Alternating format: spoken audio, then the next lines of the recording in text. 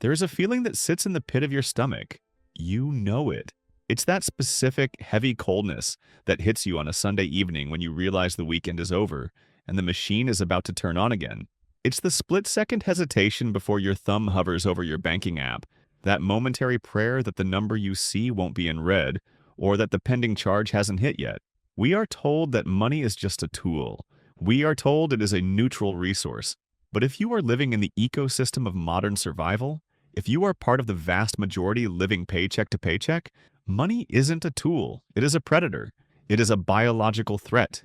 Most financial gurus, the ones with the perfect teeth and the rented private jets, they lie to you. Not maliciously, perhaps, but they lie by omission. They sell you the dream of the million. They talk about seven figures. They talk about retiring on a yacht.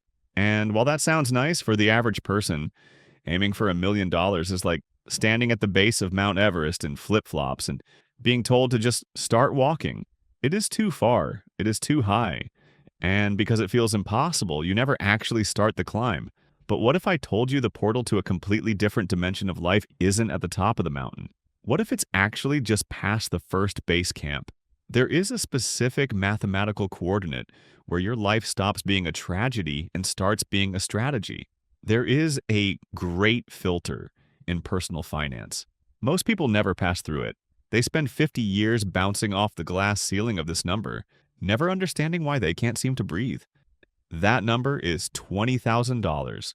$20,000 in liquid, accessible cash, not equity in a house you can't sell, not a retirement account you can't touch for 30 years. Cash. This sounds like a random number. It sounds arbitrary. But I am going to prove to you over the next 20 minutes that $20,000 is the exact point where physics changes. It is the escape velocity. Before this number, gravity is crushing you. After this number, gravity begins to work for you.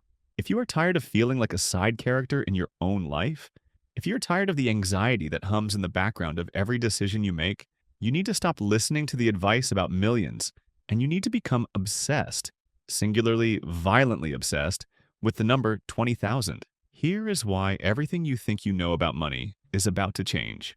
To understand why $20,000 is the magic key, we have to first understand the cage. And the cage is not economic. The cage is biological. When you have zero savings or when you are living in consumer debt, your brain is not functioning as a modern human brain. It is functioning as a prehistoric survival engine. Psychologists and neuroscientists have a term for this. It is called scarcity tunneling. Imagine you are in a dark room and you have a flashlight, but the flashlight only illuminates a circle 3 feet in front of you.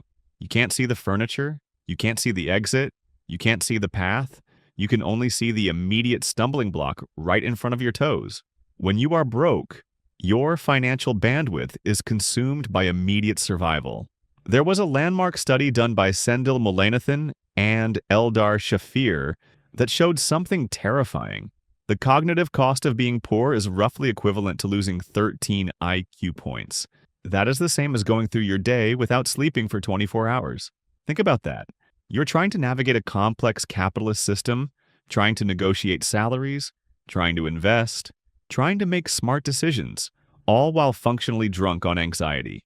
This is why poor people make bad decisions. It's not because they are stupid. It is because they are biologically compromised. When your brain is screaming that resources are scarce, you crave high-calorie food. You crave immediate dopamine. You buy the lottery ticket. You lease the car you can't afford. You do this because your amygdala, the lizard brain, is demanding immediate relief from the pain of scarcity.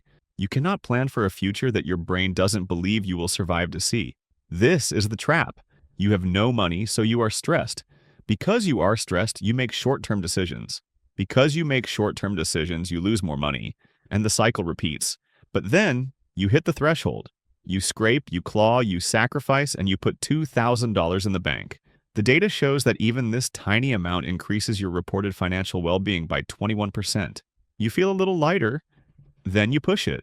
You get to $10,000, and finally, you hit $20,000.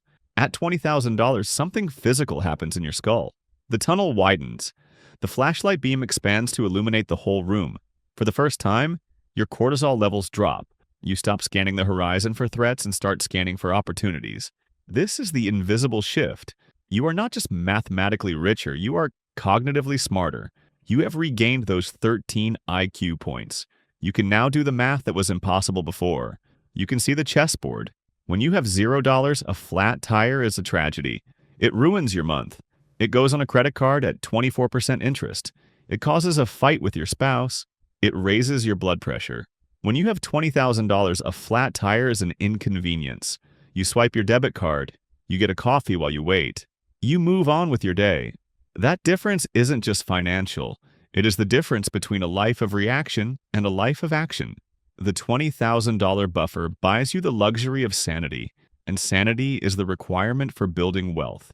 Now, let's leave the brain and look at the cold, hard math. Because the math of the first $20,000 is brutal, but the math of the second $20,000 is miraculous. We need to talk about the slog. If you are starting from zero, saving $20,000 feels like trying to empty the ocean with a teaspoon. Let's say you are disciplined. You stop eating out. You work overtime. You manage to save $1,000 a month. Do you know how long it takes to hit your first $20,000 at that rate, assuming an average market return of 8%? It takes about 19 months. 19 months. That is almost 2 years of saying no. 2 years of driving the old car. 2 years of skipping the vacation.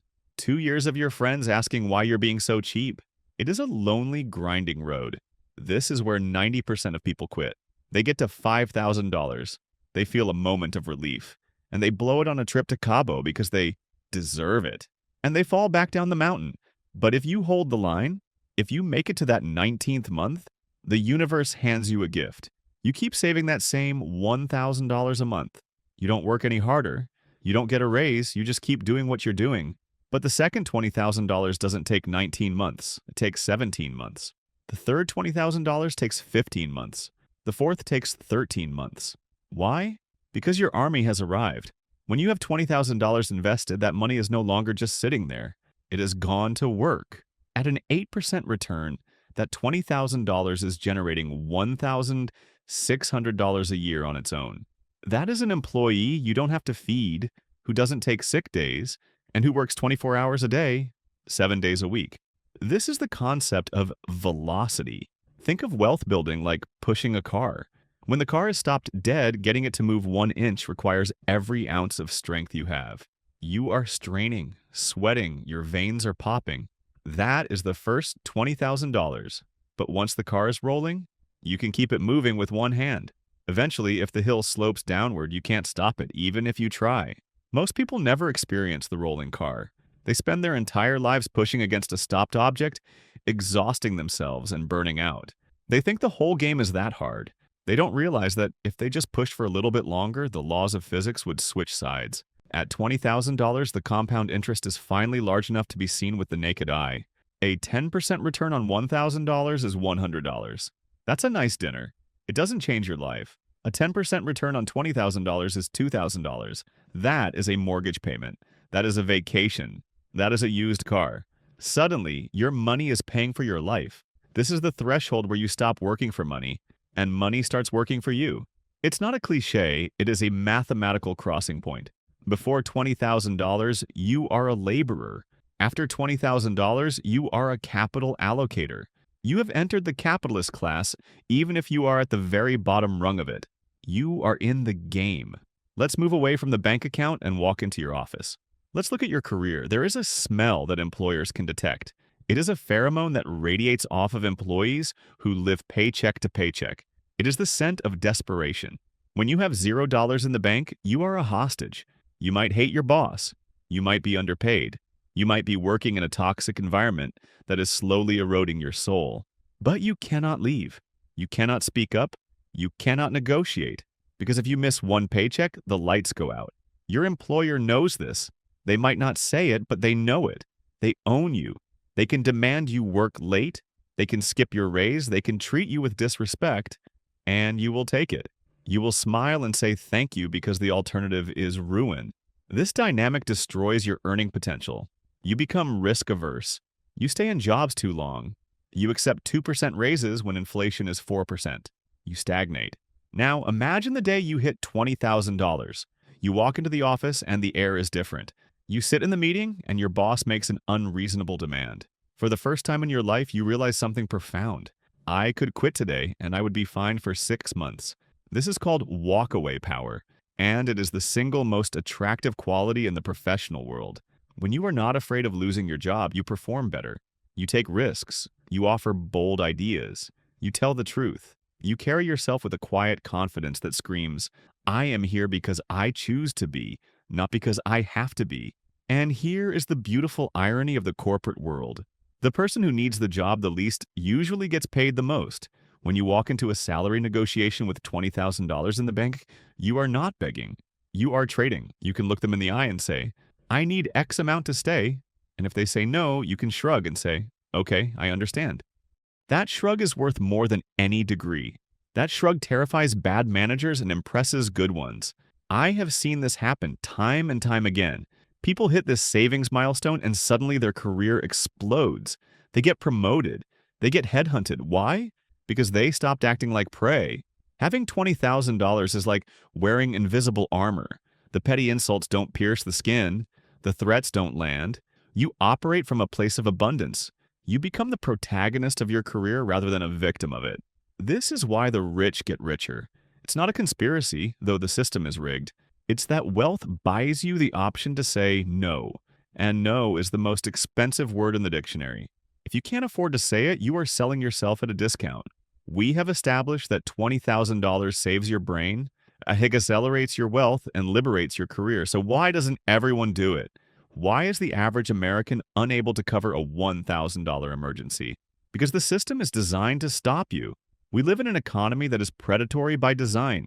It relies on you being broke. If everyone saved $20,000 and stopped buying things they didn't need, the economy would collapse overnight. The system needs you to be a conduit, not a container. It needs money to flow through you, not to stay with you. And the system has a very specific trap waiting for you the moment you start to accumulate a little bit of money. It is the middle-class purgatory.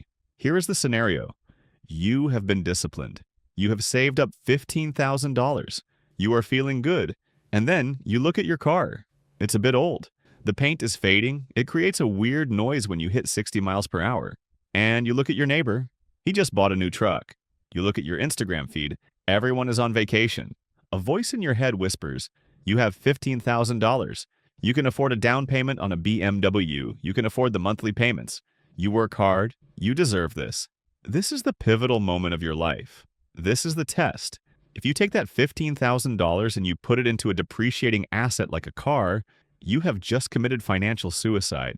You haven't just spent $15,000. You have destroyed your seed corn. Let's look at the car. The average car payment is now hovering around $700 a month. People sign these papers thinking, I can fit $700 into my monthly budget. They are asking the wrong question. The question isn't, can I make the payment? The question is, what is the opportunity cost? If you took that same $700 a month and invested it in the S&P 500, for the 40 years you are driving cars, do you know how much money that is? It is not $300,000. It is roughly $2.5 million. Read that again. The decision to drive a new car instead of a reliable used car is a $2.5 million decision. You are driving your retirement. You are driving your freedom. When you have $20,000 in the bank, you start to see the world through this lens of opportunity cost. You stop looking at the price tag and start looking at the future value. You realize that a $5 latte isn't just $5. It is $5 that could have grown into $80 over 30 years. Now, that doesn't mean you never drink coffee. It means you understand the trade. The trap of the $20,000 milestone is that it feels like spending money. You look at the account and think, I'm rich. You are not rich. You are essentially broke, but with a safety net. True wealth is not the ability to spend. True wealth is the ability to not have to spend. This is the hardest part of the journey. When you hit $20,000, you will feel a massive urge to release the pressure valve. You will want to reward yourself. You must resist this urge with everything you have. Because if you spend that money, you reset the difficulty setting of your life back to hard mode. You go back to the tunnel vision. You go back to the 13-point IQ drop. You go back to being a hostage at work. The car isn't worth it. The renovation isn't worth it. The designer clothes aren't worth it. Nothing is worth the price of your freedom. There is a final transformation that happens at $20,000. It is deeper than math, deeper than career, deeper than spending. It is an identity shift. When you are broke, you identify as a consumer. Your role in society is to earn money and immediately give it to someone else, to Amazon, to Ford, to your landlord, to the bank. You are a pass-through entity. When you hit $20,000, you begin to identify as an owner. You start to look at companies not as places to spend money, but as places to put money. You walk into a Starbucks and you don't just see a line of people buying coffee. You see a line of people contributing to the dividends of the stock you own. This is a subtle, almost spiritual shift. You stop hating the rich because you realize you are becoming them. You stop waiting for a savior, a politician, a lottery win, an inheritance, because you realize you have built your own lifeboat. The discipline required to save that first $20,000 rewires your dopamine pathways. You stop getting a rush from buying things and you start getting a rush from watching the number grow. You become addicted to security. You become addicted to progress. And this is where the magic really happens. This is the intrigue I promised you. Once you have done it once you have proven to yourself that you can control your impulses, that you can delay gratification, that you can stack $20,000, you realize that you can do anything. If you can save $20,000, you can save $100,000. The mechanics are the same, only the zeros change. If you can save $100,000, you can save $1,000,000. The first $20,000 is the proof of concept. It is you proving to yourself that you are not a victim of your circumstances. It is you taking the wheel. You start to look at your peers differently. You see the guy with the Rolex and the leased Audi, and you don't feel envy. You feel pity. You see the stress behind his eyes. You know he is one paycheck away from disaster. You are driving a beat-up Toyota, but you are sleeping like a baby. You know something he doesn't. You know the secret. Money doesn't go to money. Money goes to confidence. Money goes to patience. Money goes to clarity. And you cannot have confidence, patience, or clarity when you are suffocating under the weight of zero.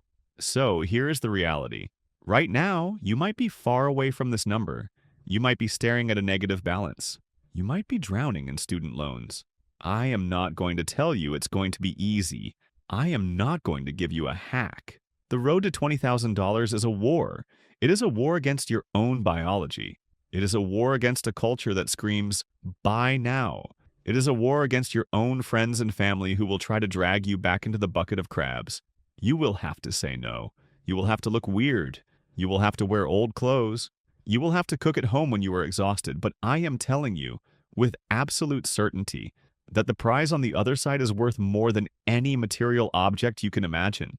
The prize is your life. The prize is waking up on a Tuesday morning and realizing that if you don't want to go to work, you don't have to. The prize is looking at a medical bill and not feeling your heart stop. The prize is looking at your children and knowing you can help them start their lives without the burden that you carried. Do not aim for the million. The million is a mirage.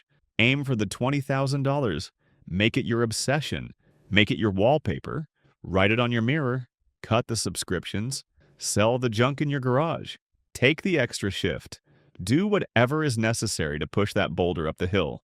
Because once you crest that hill, once you feel the gravity shift, once you see the horizon open up, you will realize that you haven't just saved money.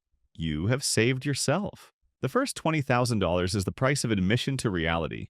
Everything before that is just a bad dream. It's time to wake up. Start counting.